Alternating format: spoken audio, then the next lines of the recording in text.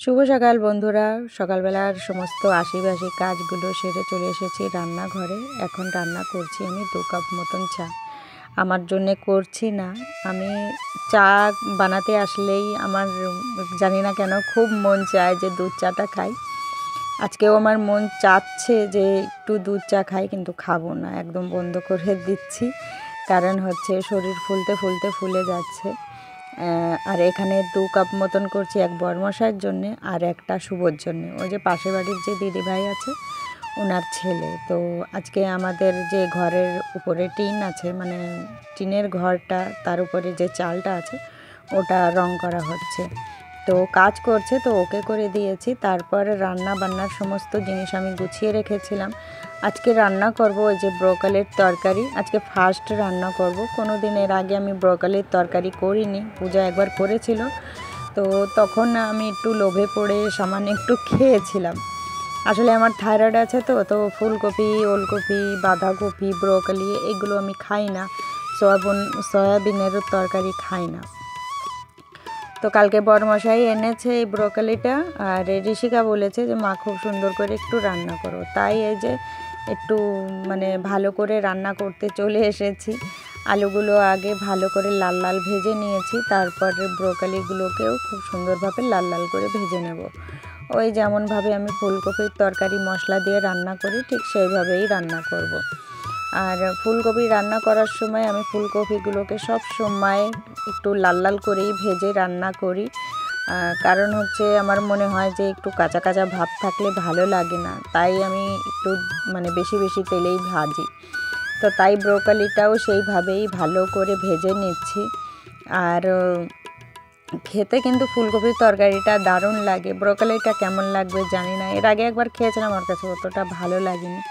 জানি না ওটা ব্রোকলির জন্য নাকি, আমি অতটা মানে বুঝতে পারিনি যে কেমন স্বাদ কি। আমার মনে হলো যে ফুলকপির টেস্টটা একটু বেশি। তো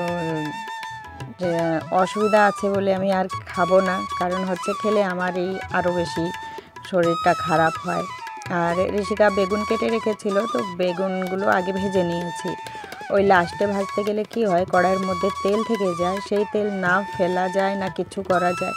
এর জন্যে কোনো তরকারি রান্না করার আগে যদি ভাজাভুজি কিছু থাকে আমি সেটা আগে ভেজে নিই। তো বেগুনগুলো আগে ভেজে নিয়েছি, জিরে তেজপাতা ফোড়ন দিয়ে পেঁয়াজগুলোকে দিয়ে একটু লাল লাল করে ভেজে, তারপর জিরে, ধনে, আদা, রসুন, কাঁচা লঙ্কা এইগুলো বেটে রেখেছিলাম, এইগুলো দিয়ে দিয়েছি। তারপর মশলাগুলো একটুখানি নাড়াচাড়া দিয়ে লবণ, হলুদ আর দিয়ে দিয়েছিলাম একটা টমেটোর, আর এই যে কিছুটা মটরশুঁটি দিয়ে দিচ্ছি।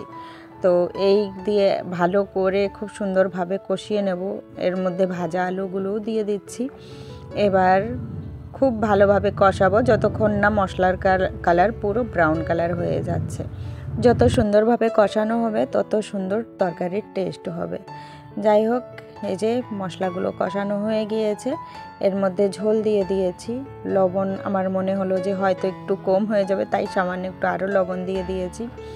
আর আলুগুলো যখন গলে গিয়েছিল, তরকারি নামানোর কিছুক্ষণ আগে দিয়ে দিয়েছি ব্রোকলিগুলো।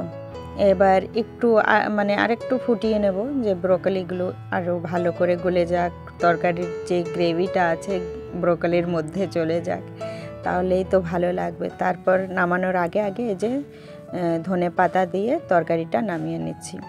তরকারিটা দেখতে সুন্দর হয়েছে, খেয়েও সবাই বলেছে যে খুব সুন্দর লাগছে। আমি কিন্তু খাইনি এই তরকারি, কারণ যে জিনিস ক্ষতি করে তার থেকে দূরে থাকাই ভালো। সে যতই তোমাকে লোভ দিক যাই করুক, সেই দিকে না যাওয়াই ভালো, আমি যা মনে করি। তো বেগুন ভাজা আর ব্রোকলির তরকারি তো আমি খাবো না, তো তাই মটরশুঁটি আমি বেছে রেখেছিলাম। কড়াইয়ের মধ্যে জল দিয়ে ওর মধ্যে মটরশুঁটিগুলো দিয়ে দিয়েছি। মটরশুঁটিগুলো ওইদিকে সেদ্ধ হচ্ছে, আর এদিকে চলে এসেছি রসুন পাতা তুলতে। তো এখানে এই যে পেঁয়াজ পাতা আর রসুন পাতা মানে এই গাছগুলো লাগিয়েছিল ঋষিকা। যাই হোক, আজকে আমার রেসিপির কাজে লেগে যাচ্ছে। তো ভাবলাম যে নতুন একটা রেসিপি করছি। আমার জন্য তো এটা নতুন নয়, এটা ইউপিতে আমরা খুব খেয়েছি। মানে শীতের দিন আসলে মটরশুঁটির তরকারি, মটরশুঁটির ডাল, নিমোনা, তো এইগুলো খুব খেয়েছি। তো আজকে আমি আমার জন্য মটরশুঁটির ডাল করছি। তো ভাবলাম চলো যখন ব্রোকলির তরকারি শেয়ার করেছি এটাও একটু শেয়ার করি, ফিরে কবে করব না করব তার ঠিক নেই। তো মটরশুঁটিগুলো পাটায় বেটে নিলে ভালো হয়। তো আমার একটু কুড়েমিতে ধরেছে, ভাবলাম যে এই কড়াইয়ের মধ্যেই এই গোল হাতা দিয়ে একটু করে নেব, ঘুটা টাইপের করে নেব। তো তাই এই যে মটরশুঁটিগুলোকে এই যে ভালো করে ঘুটে নিয়েছি আর সুন্দরভাবে গলেও গিয়েছে। তারপর ওই গরম জল একটু তুলে রেখেছিলাম, সেই জলটা দিয়ে দিয়েছি। এখানে শুধু আমার জন্যই ডাল করছি, তাই অল্প একটু ডাল। আর জানোই তো মটরশুঁটি অনেকগুলো ছুলে নিলেও কিন্তু সেই অল্প একটুই হয়ে যায়। লবণ হলুদ সমস্ত কিছু দিয়ে দিয়েছি। ডালটাকে ভালো করে ফুটিয়ে এবার নামিয়ে নেব। আর এই ডালে দেওয়ার জন্য একটু জিরে গুঁড়ো দেব। তো জিরে একটু ভেজে নিচ্ছি শুকনো কড়াইতে। তো জিরে তেজপাতা এগুলো দেওয়া যায়, আর তেজপাতা দিলাম না, কারণ হচ্ছে ওই আমার উনুন ছেড়ে উঠে যাওয়াটাই কষ্ট, ঘরের মধ্যে রয়েছে, এজন্য ভাবলাম শুধু জিরেটাই দিই। তারপর এই যে জিরে ফোড়ন দিয়ে এর মধ্যে ওই রসুনের পাতা কেটে রেখেছিলাম সেটা দিয়েছি, আর দুটো কাঁচা লঙ্কা কেটে এটাকে ভেজে নিচ্ছি। ভাজার পর এবার ফোড়ন দিয়ে দেবো। তো এইভাবে মটরশুঁটির ডাল খেতে কিন্তু ভীষণই ভালো লাগে, সিম্পলের মধ্যে এত ভালো লাগে কি আর বলবো। আমার তো খুবই ফেভারেট, মটরশুঁটি বলতেই আমার ফেভারেট। মটরশুঁটি দিয়ে যা খুশি তাই করে দাও, আমার খুবই ভালো লাগে। তো আজকে মটরশুঁটির ডাল করছি বলে ওই ব্রোকলি দেখেও আমার লোভ লাগছে না, কারণ হচ্ছে এটা দিয়ে আমি খুব ভালো আজকে খাওয়া দাওয়া করব। আর ওই জিরে গুঁড়ো করে রেখেছি সেটাই দিয়ে দিলাম, ব্যাস। এই জিরে গুঁড়ো দিয়ে একটু নাড়াচাড়া দিয়ে ডালটাকে ফুটিয়ে নেব, ব্যাস ডাল রেডি। তো এইভাবে কোনো দিন করে দেখো, সত্যি ভীষণই ভালো লাগে। তো এই দেখো ডালটা এরকম গাঢ় থাকবে, ওই পাটা পুতোয় বাটলে কিন্তু আরও গাঢ় হতো। ব্যাস আমার ওই কুড়েমের জন্যে মনে করো এরকম হচ্ছে, কিন্তু খেতে খুব টেস্টি হয়েছিল। তো ডালের সাথে কিছু একটা হলে ভালো হয়, যেমন এই যে আজকে যে এই চাটনিটা করছি এটা কিন্তু উত্তরপ্রদেশে সবাই বেশিরভাগ মুড়ি রুটি এইগুলো দিয়ে খেতে পছন্দ করে, আমারও খুব পছন্দের একটা জিনিস। আজকে ওই মটরশুঁটি ডাল দিয়ে ডাল ভাত দিয়ে এই চাটনি হলে আমার আর কিছু লাগবে না, ভীষণই পছন্দের একটা খাবার, আমার খুব ভালো লাগে। একটু বেশি বেশি করেই আমি বেটে রাখছি, এর মধ্যে রসুন লঙ্কা আর লবণ দিয়ে বেটেছি। আর একটু আজকে ডাল ভাত দিয়ে খাবো আর রেখে দেব। অনেক সময় ছোলা দিয়ে খেতে ইচ্ছা করে, অনেক সময় বাদাম ভাজা দিয়ে খেতে ইচ্ছা করে, খুবই ভালো লাগে এই চাটনিটা। আর হেলথের জন্যও কিন্তু খুবই ভালো। রসুনের জন্যে আমাদের রসুন খেলে আমাদের শরীরে অনেক উপকার হয়। তো এর জন্যে অনেকগুলো অনেকটা চাটনি করে রাখছি, যখন যেটা দিয়ে খেতে ইচ্ছা করবে খেয়ে নেব। তো আজকে সমস্ত কিছু কেমন লাগলো সবাই কিন্তু জানিও।